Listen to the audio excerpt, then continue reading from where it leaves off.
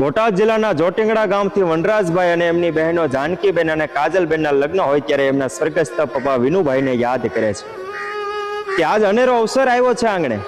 આંગણે આવશે બે જાણ જાડેરી અને એક જાસુ જોડીને. સગા આવશે, સંબંધી આવશે અને આખો મલક આવશે. મલક તો પણ અફસોસ એક વાતનો કે અમારા ઘરનો મોભારો એના વગર પ્રસંગ લાગશે દુબળો. દીકરીઓને સાસરીએ વળાવતી વેળાએ એનું કન્યાદાન કરવા એનો બાપ નહીં આવે. દીકરાને ઘોડે ચડાવવાના અભરકા તો કયા બાપને ન હોય સાહેબ, પણ પારકા ગામના પાદરે અમારા ગાડા હાંકનારા નહીં આવે અમારી સંગાથે. સુના ઘર આંગણા અને સુનો લાગશે પ્રસંગ બધાના હોવા છતાં પણ દુબળો લાગશે આવશે. હરખની ઘડીમાં પણ અમારી આંખ ભીની થશે. બાપ વગરના જીવતરમાં હરખની લહેર હવે તો કેમ કરીને આવશે.